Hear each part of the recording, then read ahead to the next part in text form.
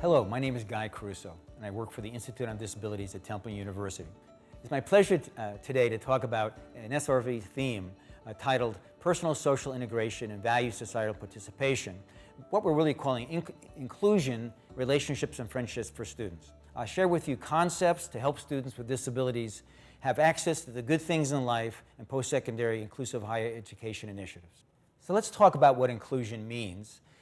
It's adaptive participation by a student as needed in college and universities, and doing so in culturally normative quantity of contacts, interactions, and positive relationships. So more than one or two. It's being involved with as many students as one can be involved in. And you're doing this with ordinary students, faculty, and others, not in a special class or group, but with other matriculating students.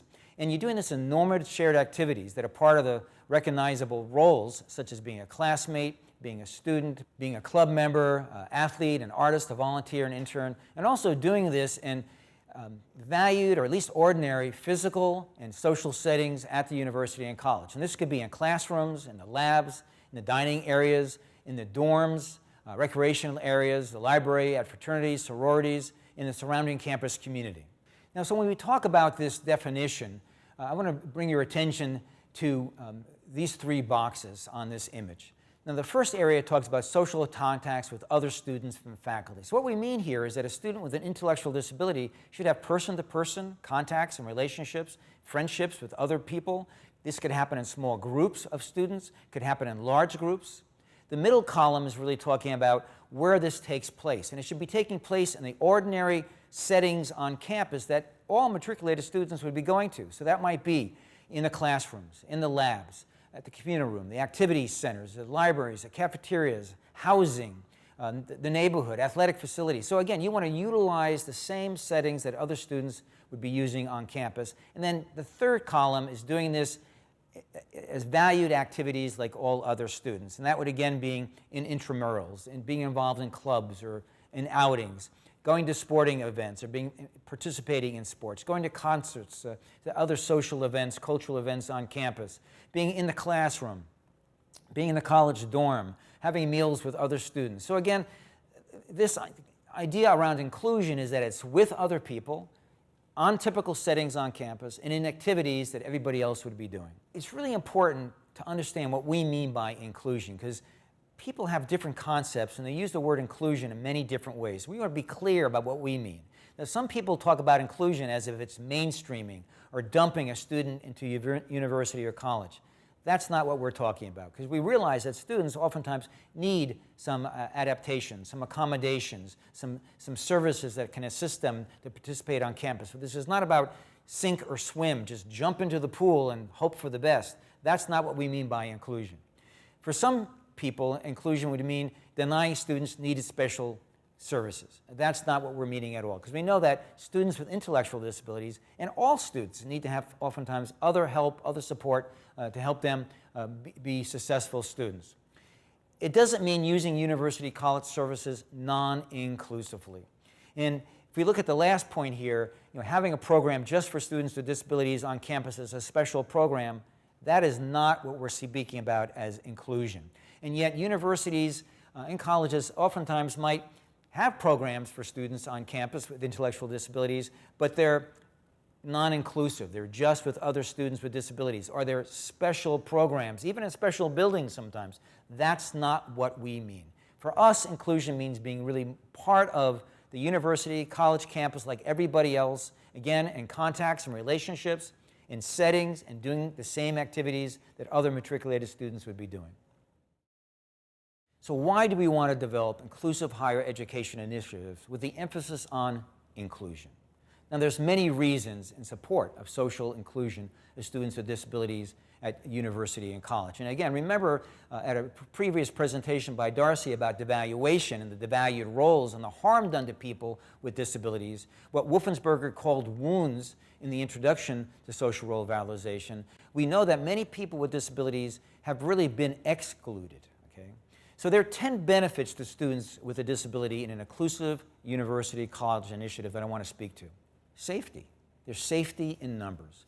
Many exclusive, congregated, segregated programs, there's no one there to speak up. They're all students with the same disability. They can't defend themselves. So we feel a benefit to students when they're included in university or college is safety, because colleges are all about safety for all their students.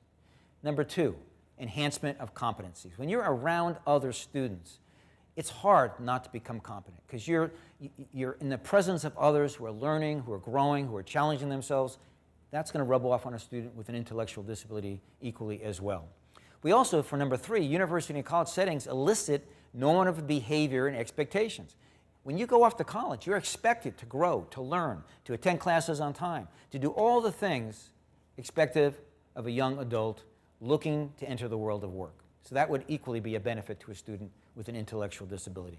Number four, there's valued models, other matriculating students all around campus. So a student with an intellectual disability is rubbing shoulders literally every day with students in the dorm, in the lunchroom, on the playing fields, in intramurals, in classrooms. So again, many valued models. And we all know that when we went to college, if you did go to college, that you did feed off of other people that you wanted to emulate. Number five, gosh, there's so many opportunities, and a variety of opportunities on the college campus, university campus, and again, that's a benefit to students with intellectual disabilities who frequently have had limited opportunities in their K-12 programs in high school. Number six is the exercise of rights and citizenship privileges. That's what college is about, is becoming a self-determining citizen. I mean, it's all about that. And we know that many times for students with intellectual disabilities, they have limited or no rights. They're not expected to be citizens. So a university setting really promotes that.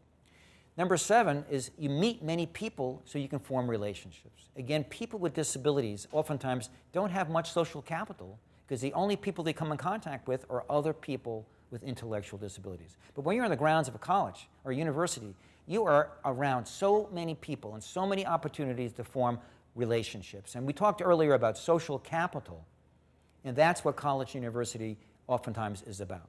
Number eight, enhancement of personal image. Again, we know that for many people with disabilities, because of segregation and congregation, their own personal images have been that of being devalued. But being on a college campus, I mean, just going to college itself is a positive image. The logos, the signs, the hoopla about being at college, it elevates how you're perceived and how you're looked at. And equally, that would have the same impact on a student with an intellectual disabilities. And number nine, we know that services are based on rights rather than pity and charity. Going to college, you don't go to college because people are feeling sorry for you or want to give you charity. It costs money to go. Students have a right to go off to college. So it's based on this idea of rights and ability and not pity and charity that people with disabilities have to fight all too often.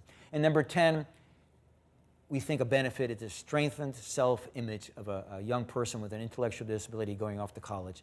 They are going to feel so good about themselves. They're going to be around other people. You just see the growth in their sense of self and their own image, their ego, their ability to look people in the eye, to stand up for themselves. This is all about strengthening self-image. And this, again, happens almost for all matriculating students. Equally, not only are there benefits to students with intellectual disabilities, there's also benefits to other interested people, whether that's family or other students or faculty at the university or college. So number one is mindsets of other students, faculty, staff can change. And we've talked about mindsets earlier, okay? So we know that changing mindsets is crucial. When someone has that aha moment and they go, I didn't know that a person with Down syndrome could learn, could do these things. That's a mindset shift and change that's really important. So that's another benefit. And then number two, there's a benefit to family and friends because they have pride. You know, many families have been taught not to think in a prideful way about their sons and daughters because there was such low expectations. But going off to college, it makes families just proud. You just beam that my son or daughter is going off to college. And why wouldn't that be the same sort of sense that parents of a child with a disability would have as well? Now, equally, there's benefits to society. You know, one is that there's a great likelihood that the student will now contribute to society. One of the big problems has been we've made people with disabilities dependent. They're on government assistance and certain programs. They're all paid by others, all on taxpayers' dollars. When you go off to college, the expectation is that you're going to come out of there with a job in mind, a field in mind, a career in mind, so that now a person with an intellectual disability can work. And we know studies have shown they'll make much more going off to college economically than they would if they went off to a sheltered workshop or stayed at home. So they're going to now be able to be a taxpayer.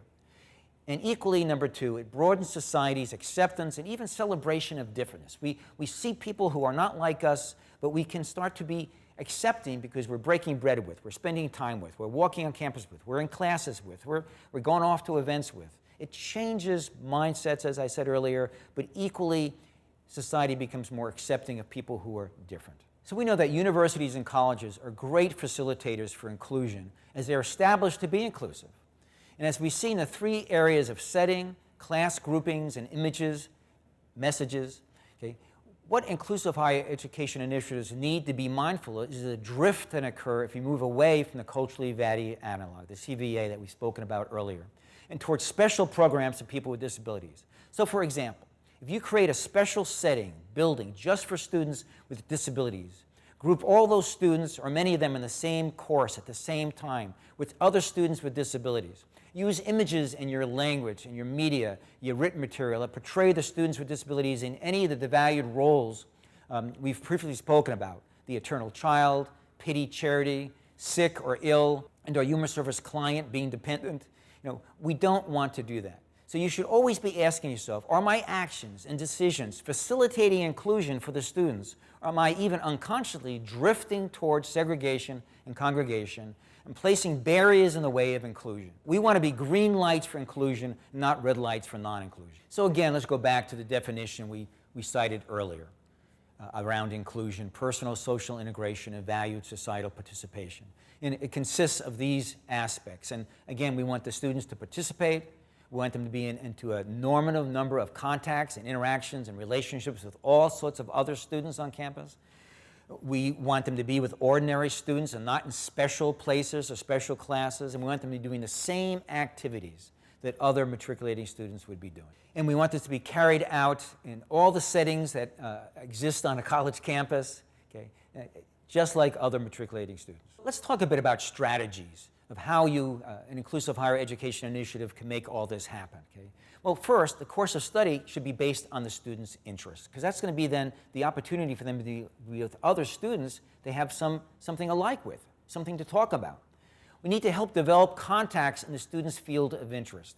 If I'm interested in acting, then I should be exposed to other actors. I should be encouraged to be part of a club or a group that's about acting, so my field of interest can be elevated.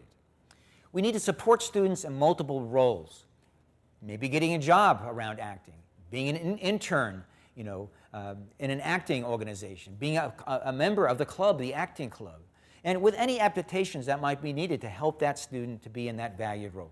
We need to surround students with positive images, and this is why we want to steer away from special programs, because when students with disabilities are around other students with disabilities, that image becomes one of being disabled. People learn how to be disabled. So we want students to be surrounded with positive images. And universities and colleges have so many positive images. And we want to foster valued social roles for students.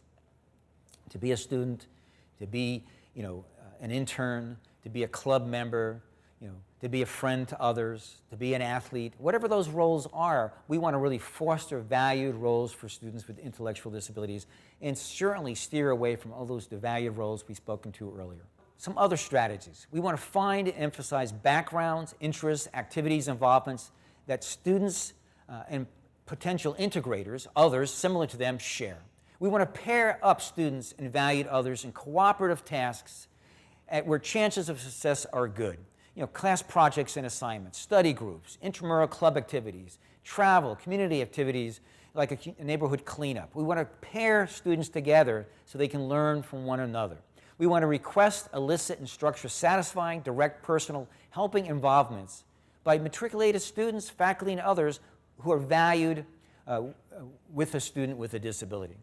And we also want to reward and reinforce any integrative gestures or acts by valued persons, whether that's by us just thanking a faculty member for bending over backwards to really help that student be part of that class, whether it's about accepting adaptations, whatever it happens to be. But we want to make sure that people who are doing the right thing hear about it in nice ways. Not pity and charity, but just that they know to continue doing the actions that they're doing. Here's some really important considerations about relationships, including friendships for students. Students with disabilities are encouraged to have relationships, including friendships, with other matriculated students without disabilities, participating in valued activities and in typical university, college, and community settings. That's paramount. Secondarily, students with disabilities certainly can have relationships with other students with disabilities if they chose those relationships. Not because of your initiative segregated and/or congregated activities or structures or programs. You know, I'm Italian, so I have Italian friends, but I have more than Italian friends, and I've chosen my Italian friends. So students with disabilities can choose other students with disabilities, but it should be on their grounds, not because of what we've set up for that to occur and to happen. Now, here's something really important to consider. Most inclusive higher education programs for students with intellectual disabilities do hire mentors and tutors to assist students with intellectual disabilities on campus. And these mentors and tutors are typically in paid roles. So there's a little conflict here in them becoming friends to the student with an intellectual disability. Now, that oftentimes happens because people enjoy each other's company. But it's typically after the mentorship or the tutorship is over that those friendships can occur. So we got to be very careful that we don't place mentors and tutors in these friendship roles when it's conflicted with pay, and wait until those roles are over. But those mentors and tutors can be wonderful gatekeepers. What I mean by that, they can open the door to their network of friends and relationships, have the students they're mentoring or tutoring meet other people, so they open the door to other students to become friends with and start relationships with students with intellectual disabilities. Here's an example of a former mentor. When her role as mentor ended, she enjoyed the relationship so much, she became Michael's friend.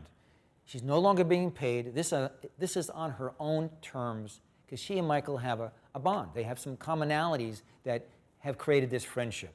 And here's a selfie they took during a visit to Dave & Buster's in Philadelphia, a place to go have a lot of fun, like any other college students might be doing.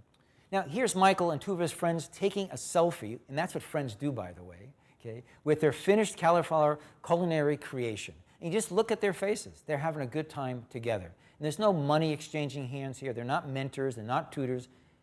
When you're in a college, you make friends. Here's my son Griffin, who was a mentor for Bilal at Temple University's Inclusive Higher Education Initiative for the 2 years in 2012 to 2014.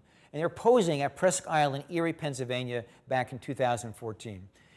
Now, their relationship lasted after the mentoring ended, and Bilal and Griffin became fast friends. Bilal would take a bus from Philadelphia to spend a week with our family in Pittsburgh, and when Griffin goes to Philadelphia, he would seek Bilal out to go out and have dinner and do things. Griffin lives in Harrisburg now, and Bilal has visited him there a number of times. Now, Griffin graduated from Temple in 2016, and today is still friends with Bilal. Sean Alialong, who's a student at the Temple University Inclusive Higher Education Initiative, which was only a two-year program at that time, sent me this Instagram picture showing him with other Temple University student government representatives on the field at homecoming in 2018. Now, Sean is the individual on the end with the white shirt on, and Sean told me he's still close friends with two of the students he met there. And that's how it works. Also, Sean sent me this picture of his recent time shadowing someone working in the Philadelphia District Attorney's Office that Sean was introduced to from someone else he knew. So relationships can lead to all sorts of other relationships and opportunities. You can never have too much social capital. Now here's Colton, who attends the Duquesne University Initiative. He's at the Square Cafe with two of his friends that he met through one of his tutors, but they're not paid to be in his life. They're just become friends. And he wanted to show them his favorite place and where he worked in Pittsburgh. Colton is with different friends at Night Spot, which is a hangout at Duquesne University, doing nighttime stuff that college students do. Colton is with friends exercising at Duquesne University. He wanted to exercise to his favorite music, so his friends created a Zumba routines with his favorites. Again, that's what friends do. Here's a recent photo of Colton at a trivia night when he carried his team on Greece trivia, winning a prize. Hanging out, doing things friends do. Here's Colton presenting at a national conference as lead presenter. He submitted a proposal. He added some of the peer tutors as his team to the proposal. Now, this is important because Colton now is the one making the connections for people. He's the one giving the peer tutors a chance to be part of a national conference. We all too often shortchange people with disabilities that they can't be the connectors, and Colton is very much a connector. So as we bring this presentation to a close, here's some really important questions to consider. Have you done all you can do to ensure students are included in all aspects of college, university life? Do students have meaningful relationships and friendships with other matriculated students, faculty, and others? And do you prevent segregation and congregation of students on and off campus? So I thank you very much for listening to this presentation, and I hope it's been informative and will be useful to you.